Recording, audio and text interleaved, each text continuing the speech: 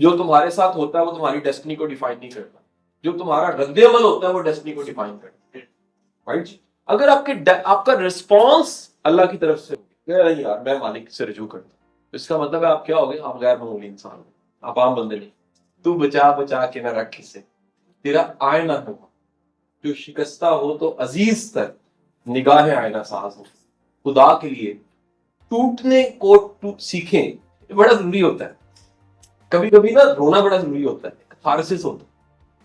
ایک ان ناؤن ذات جس کو دیکھ نہیں سکتے آپ اسے التجا کر رہے ہیں، یا باری تعالیٰ اس کائنات میں تیرے علاوہ دروازہ نہیں مجھ کو، اور میں نے سنا ہے کہ تیرے دروازے سے کوئی خالی ہاتھ نہیں تھا.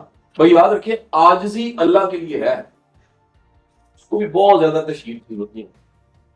ٹھیک ہے کہ نہیں؟ اور آپ کی اسٹرینتھ آپ کو پتا ہونی چاہیے، یار یہ میری اسٹرینتھ ہے اللہ نے دی ہوئی ہے. آپ منسوخ کر رہے ہیں اپنی کامیابیوں کو اللہ سے، تو کیا ہوگا جی؟ آپ کے لیے امپروو کرنا آسان ہو جائے. سر آج سے اپنی تکلیفوں کو چینلائز کریں، اپنے غموں کو چینلائز کریں، اپنے غموں کو استعمال کرنا سیکھیں، اپنی سورس کو، پینز کو. کیسے؟ اس کو کمٹمنٹ میں کنورٹ کریں. دیکھیں سر ایک ایموشن دوسرے ایموشن میں کنورٹ ہوتا ہے. انرجی کی شکل بدل جاتی ہے. الیکٹریسٹی آ رہی ہے، پنکھی اور ہوا میں کنورٹ ہو رہی ہے، موشن میں کنورٹ ہو رہی ہے.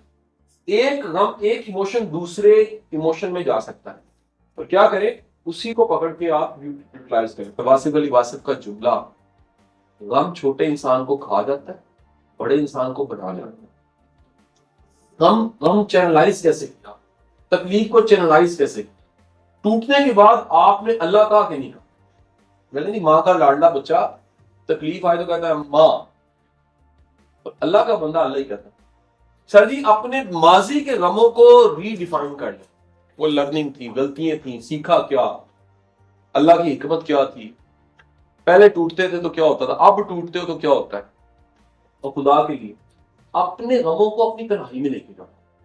اور میں اگلا جملہ کہنے لگا ہوں، تنہائی لازمی نہیں ہوتا کہ آپ بند کمرے میں تو تنہائی ہے، سب میں بیٹھ کے بھی تنہائی ہوتی ہے. بعض اوقات میلے میں آپ تنہا ہوتے ہیں میلے میں لیکن آپ تنہا ہیں. اور بعض اوقات بندہ اکیلا ہوتا ہے لیکن میلہ لگا ہوتا ہے. جو اندر کی دنیا کی بات پہنچ رہی ہے، تو اپنے غموں کو تنہائی میں لے کے تاکہ وہ ڈائلوگز پہ جا سکے، بات ہو سکے، اسے کنورٹ کیا جا سکے، کمیونیکیٹ کیا جا سکے. اگر ٹوٹو تو کدھر جاؤ؟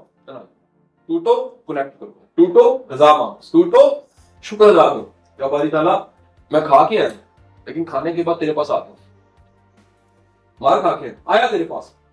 یاد رکھیے گا کہ یہ کسی اور وقت میں آپ کو پتہ لگے گا کہ یار یہ تو ملٹیپلائی ہو گیا سارا کچھ. اور رحمت کیا ہوتی ہے؟ میں گناہ گار ہوں لیکن تو معاف کرنے والا. میں گناہ گار ہوں، میرے گناہ تو پھر گنے جا سکتے ہیں، تیرا رحم بہت زیادہ ہے. میں گناہ گار ہوں، میں تو فنٹ ہوں، تو انفینٹ. یار تو اپنی شان کے مطابق مہربانی کر. رحمت اللہ سے فضل اور رحمت مانگنی چاہیے. اپنے تکلیف اور مشکل کے وقت میں اللہ سے رحمت مانگنے کے عادی ہو جائیں.